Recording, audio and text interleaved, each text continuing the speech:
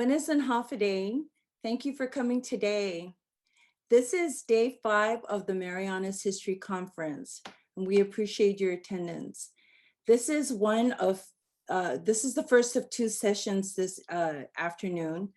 The panel coming up is Comisión y Fino Chamorro, and it is chaired by Mr. Leo Pangilinan. Allow me to introduce him. Leo Pangilinan began his career providing counseling support to underrepresented ethnic minority students transitioning into higher education. He has over 15 years of professional work experience in higher education supporting student success, including 5 years as Dean of Student Services at the Northern Marianas College. Mr. Pangilinan is currently the Executive Director of the Northern Marianas Humanities Council, a CNMI nonprofit organization whose mission is to navigate and explore the human experiences of the indigenous and diverse peoples of the Commonwealth by enriching their lives through research, dialogue, programs, and publications. He also supports real specific projects for the CNMI Public Schools Math Transition course, early literacy, and social emotional learning projects. Mr. Pangilinan holds a bachelor's degree in business administration from Washington State University and a master's degree in educational leadership and policy studies from the University of Washington. Please welcome Mr. Leo Pangilinan.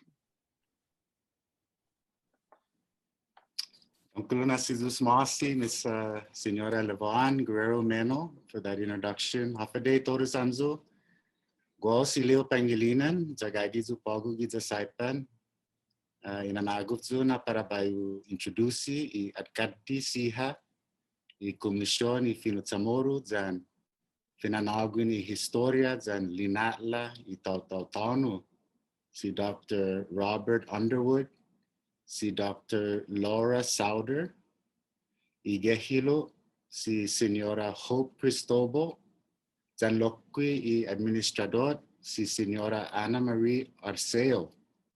Siha para uma discuti ham put hofen na sucessedi puri lenguajita I Fino Chamoru, ni manahudung I Comisión I Fino Chamoru gizaguahan, Zanloqui ni hafa mas preciso ni estina linguaje para itautanu dan pumalu siha gi Islas Marianas.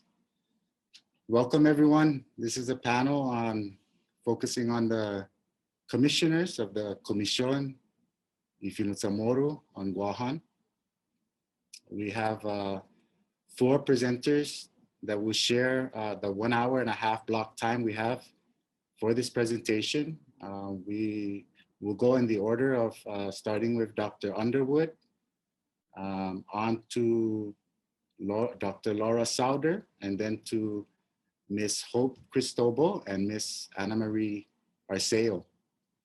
So I'll go in the order and introduce each in turn. The panelists have also asked that we do something a little different with this session. So after each presenter speaks for about 20 minutes, we'll go ahead and open it up for 5 to 10 minutes for questions that you may have as audience members. Feel free at any time to enter your questions in the chat in either Chamorro or English, but not any other language, because I don't know if we can translate any other language. So anyway, our first presenter, Dr. Robert Underwood, is a former member of the US Congress and recently retired as the longest serving president of the University of Guam. He has served as a high school teacher, curriculum writer, administrator, dean of the College of Education, and academic vice president in his professional career. He is a distinguished scholar with many publications on education, regional political issues, indigenous concerns, and cultural change. He is widely quoted in many publications regarding Guam's history, politics, and cultural issues.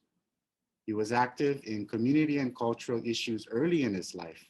He was a passionate organizer of demonstrations and community activities on behalf of political status change, maintenance of the Chamorro language, indigenous rights, and a more sustainable island community.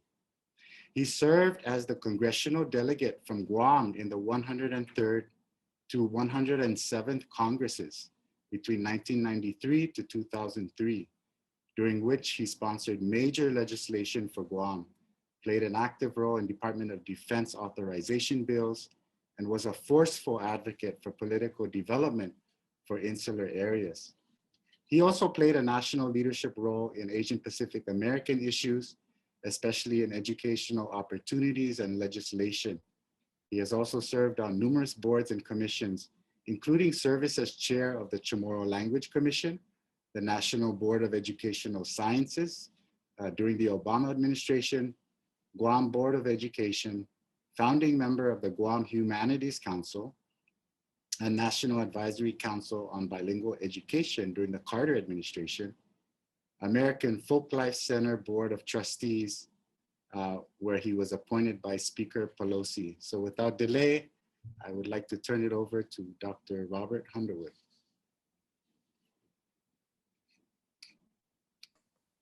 Si Deus masi no Leo, o agradeci todo Quintosmo Podgual. I appreciate very much the introduction.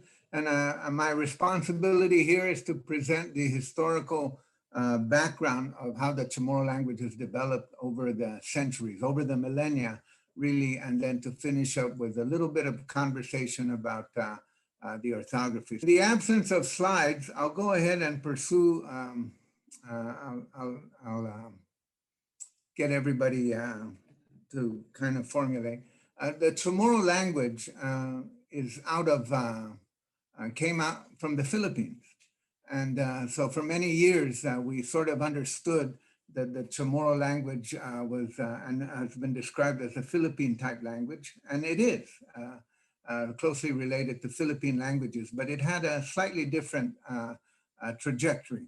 So as we now understand the migration patterns, which have changed over time through to archaeological analysis and linguistic analysis, that the Austronesian languages came out of Taiwan, Formosa, and moved into northern Luzon, and then spread to the rest of the Pacific and into Southeast Asia, and as far as Madagascar, and eventually ending up, I think the last islands to be actually settled were Aotearoa and Hawaii. And in that, there's 1,200 languages, and Chamorro is one of those 1,200 languages, and there are two basic groupings. There's the Western Malayo-Polynesian, and then there's the Eastern Malayo-Polynesian, and Chamorro belongs to the Western. And the Western is really those languages which are closely connected, the original Aboriginal languages in Taiwan, the languages coming out of the Philippines, Indonesia, and Malaysia, Sumatra, all the way to Madagascar off the coast of Africa. The Eastern Malayo-Polynesian languages are those that we normally sometimes think of as actually Pacific Island languages, languages in Melanesia, Polynesia, and most of the languages of Micronesia. But the unique development of the Chamorro language is that it developed as an isolated language. And of course, the Chamorro people were the first people to attempt a migration in the open ocean in world history. So they arrived in what we now call the Marianas Islands about 3,500 years ago, directly from the Philippines. And that was a little bit ahead of the time that the Philippine languages, as we now know them, eventually developed into the multiplicity of languages that now are in the Philippines. So they are closely related, but not as directly connected as we thought of before. So there are many ways that we can analyze linguistically as to how the languages are connected to the languages of the Philippines.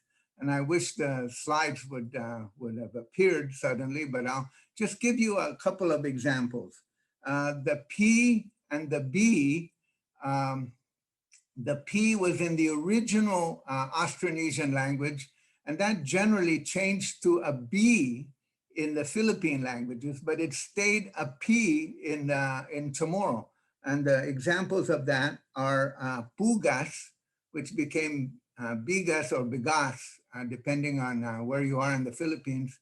And of course, the stress changed, but the P became a B. And that is also evident in tupu, the word for sugarcane, which is tubo in the Philippine languages. And also the F's became a P, and the H's became a K. And you can see that in the word fanihi, which became paniki, or the word lahi, which became lalaki. So you could see that in the order of changes, the isolated status of the Chamorro language meant that those language that they kept the original phonetic, the original sounds of those words. But of course, there are many, many words that were borrowed directly from the Philippine Islands after the Spanish settled in the Marianas, because there's a great deal of interaction between Chamorros and Filipinos, particularly from the central part of the Philippines, either Tagalog or Visayan speakers. And so those words that are clearly borrowed from the Philippines include talonan, which is a dead rooster, related to cockfighting, balutan, which we use now in a kind of a jocular way to indicate package or taking stuff from a party, but that's clearly balutan. If it was in the original the original language, it would be palutan, not balutan. And of course, the biggest example is baboy, which was obviously borrowed from the central Philippines during the time of, after the time of the Spanish conquest of the Marianas Islands. So you can tell from those examples that there are a lot of words that are borrowed into from the Philippines into Chamorro in historical time, but there's also words that predated the development in Philippine languages from the original language. Now, what does that mean? Well, who knows what it really means? It's just trying to describe the fact that Chamorro was an isolated language. It's not a Micronesian language. It's not related to the language, other languages in Micronesia. Yapis and Palauans are also outliers, and some people like to say or believe that Palauan and Chamorro are somehow connected, but there's a lot of conversation about that. But clearly, the Chamorro language began as a Western Malayo-Polynesian isolate language. Now, once it got here 3,500 years ago, it's changed. It's changed dramatically. And it's changed dramatically because, first of all, languages always change. And so secondly, there's evidence that there's trade networks between Pacific Islanders that emerged, after in the first and second millennium that we now call the Common Era. So that there is some trade networks, particularly perhaps with Caroline Islanders, Carolinians, and also with Palau. And so those trade networks help exchange. So there's some words that kind of seep in, and a lot of people have started to study those, but we're unsure what those words might be. But then also this means that the common, sometimes often misstated theory, first advanced by Dr. Laura Thompson, that the Marianas endured an invasion of rice-eating Lati builders, has been sort of dissipated, because obviously rice has been around in Chamorro for a heck of a long time. And you can tell that in the vocabulary and in how those words are pronounced, and the existence also of the Lusong. Then in the colonial period, you had the time period where you had some extensive borrowing, as we all know, from Spanish, English, and some Japanese, particularly, of course, in the Northern Marianas. and almost very little grammatical feature acceptance from other languages, except in the case of Spanish, there's it's not clear, but there's the adaptation of gender, like caduco and caduca, administrador, administradora, where those are, and whether those words are coming directly from Spanish and we just apply them to gender, or whether the concept of gender then became applied in Chamorro. But that's not very regular at all. You know, the generic word for goat in Chamorro is chiba. I guess all the goats in the Marianas Islands are female goats. I don't know what happened to all the male goats. So that word, those words indicate that that wasn't fully assimilated, but that there was some assimilation.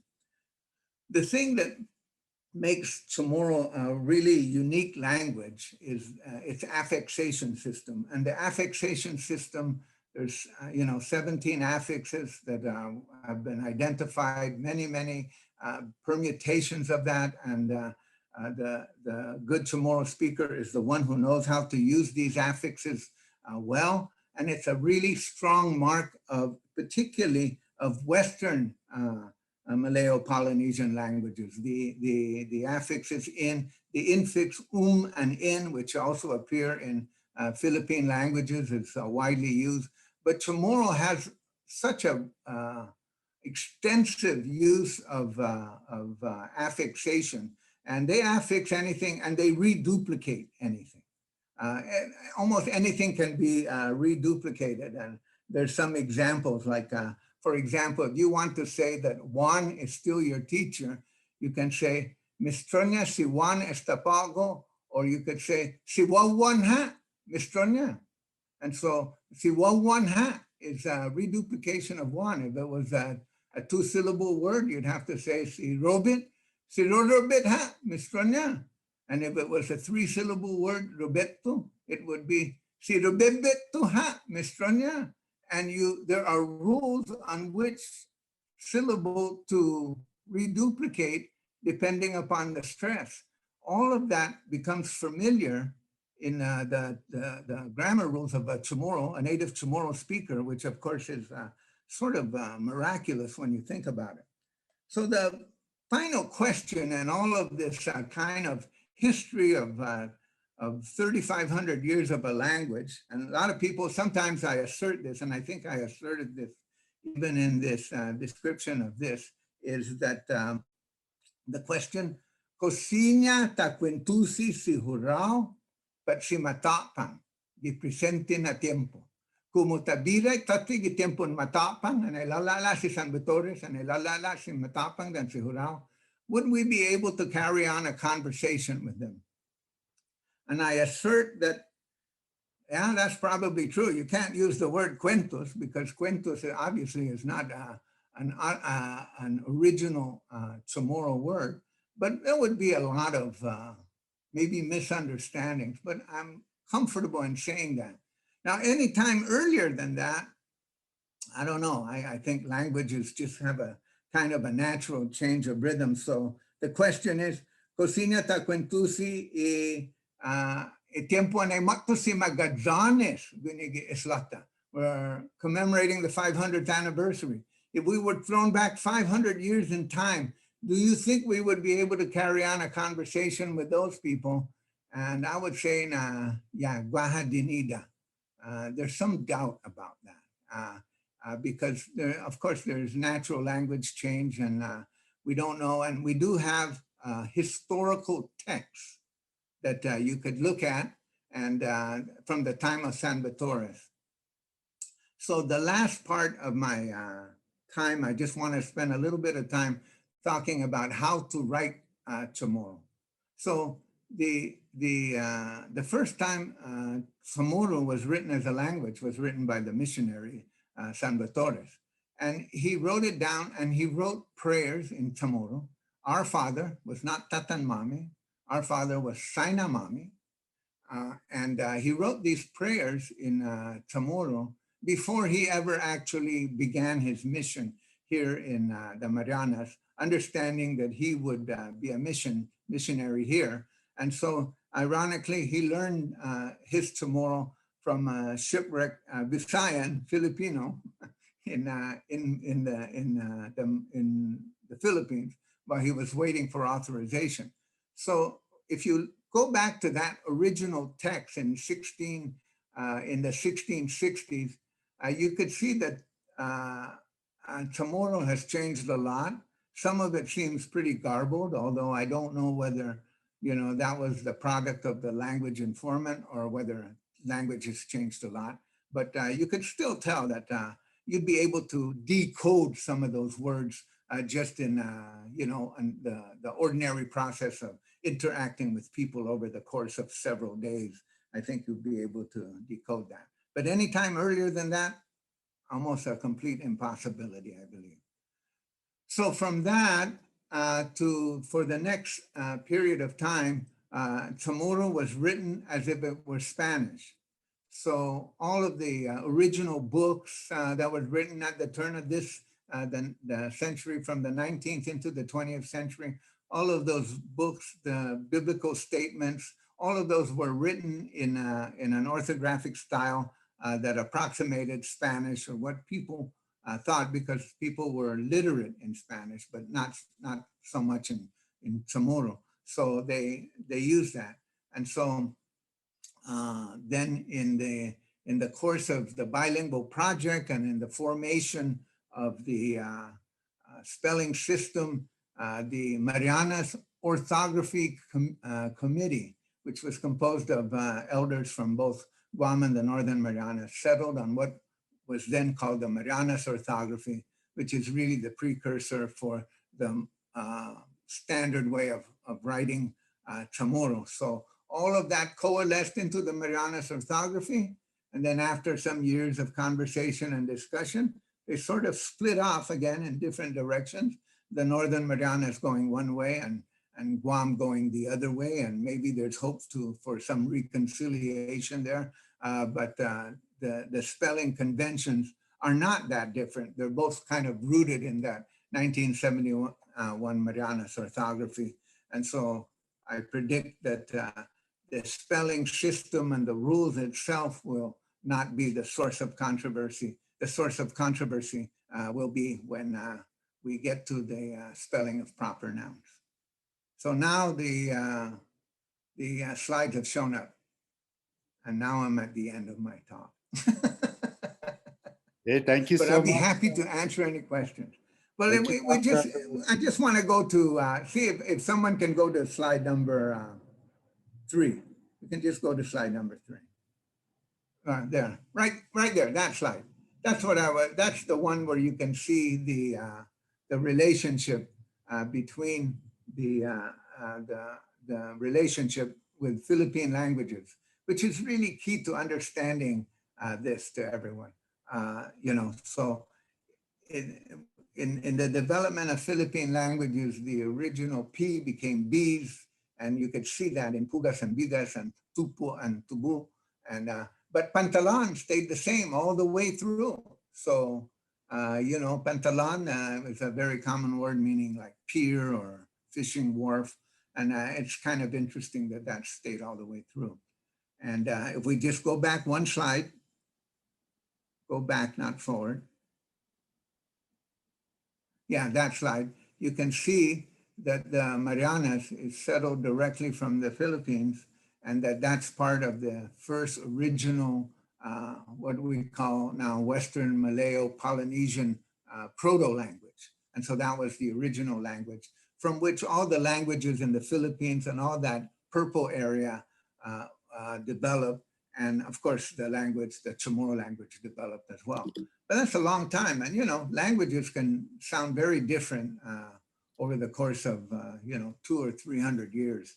So some of those changes, clearly, if we were alive when those original settlers came 3,500 years ago, we wouldn't be able to have much of a conversation.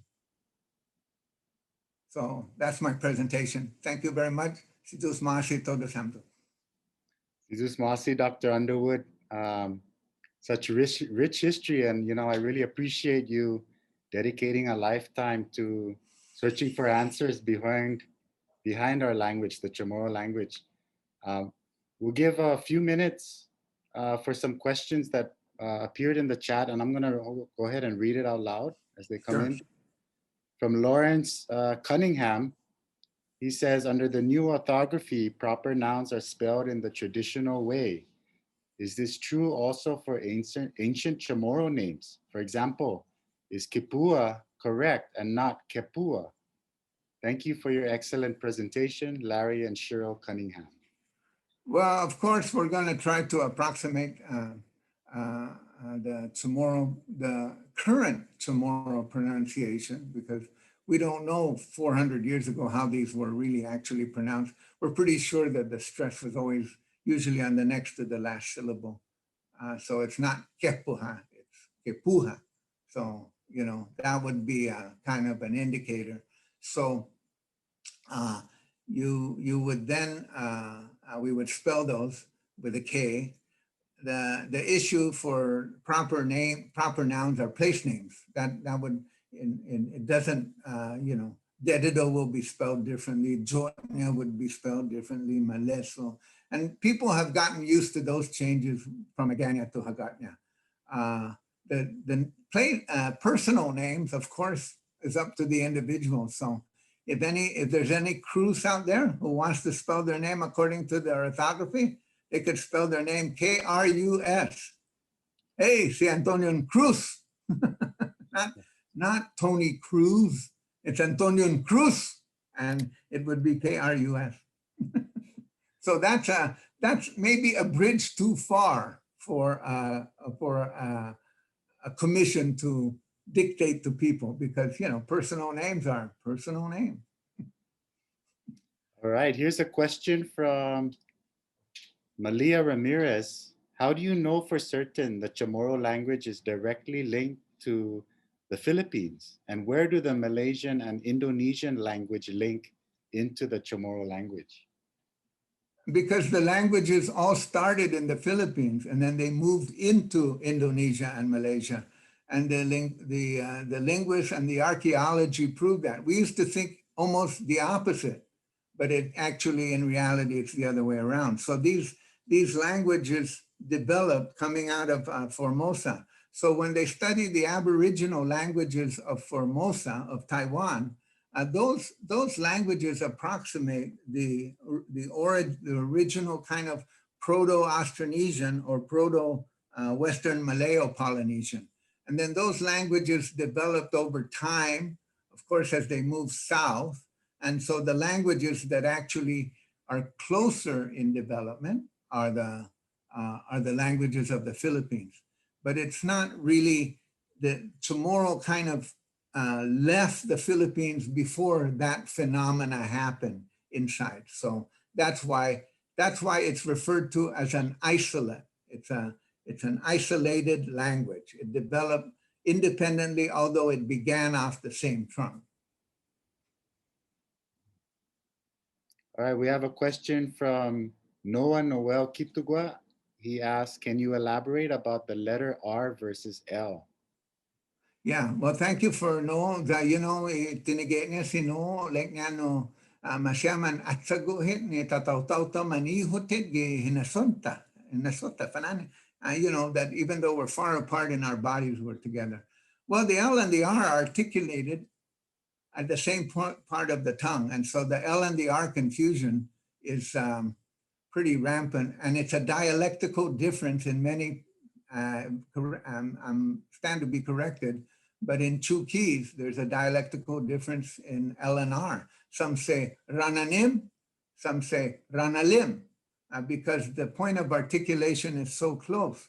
So the original L and the R in Chamorro has now, Chamorro speakers have decided for L.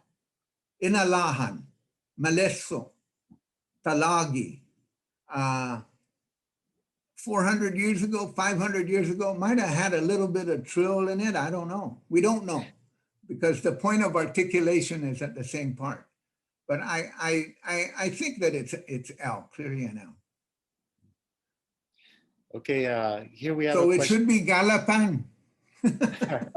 Tigarapan na Galapan? Galapan, lo Galapan, I think is a Carolinian word, so forget it. Arabual. Okay, this question is from Nina Peck. She says, I've seen in some of the European texts translating Fino Chamoru that TS is used instead of CH.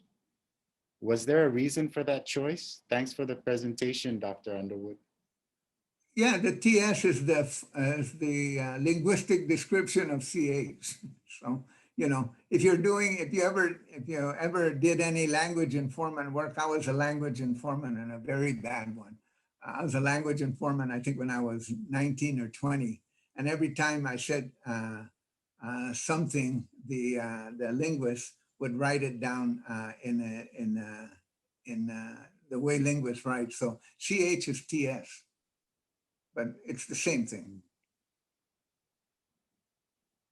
Okay, we'll go to one last question and then Fanan está para ahora, right? So this is from Sean Perez. And he says, which Taiwanese tribe are Chamorros most closely related to? I don't know. There's some in the linguists identified 2 or 3 of the languages. There's several languages there, 2 or 3 that I wouldn't say they're close. The closest languages to Chamorro are still the languages in the Philippines, but I wouldn't say that those languages are close, but they seem to share the same origin. So the point being that to understand the isolate status of Chamorro is to understand that the migration from Taiwan to Luzon, usually you could see the next island. I'm gonna leave and I can see the next island, you move to the next island, you move to the next island, and that migration occurs that way. But the first attempt at migration in the open ocean, where you don't see the next island, and you could go on for 1,000 miles and not see an island, was from the Philippines to the Marianas. And you could only do that at a couple of months out of the year. So that particular migration was risk-taking. And at the same time, it couldn't be easily repeated because you can only sail from the Philippines to the Marianas a couple of, some months out of the year. The rest of the time, it's easy to sail to the Philippines, but it's hard to sail here. So that isolated status kept its existence for a long time. But that didn't mean the language didn't change. And so it's a very different language today than it was 3,500 years ago. All right, thank you. We're about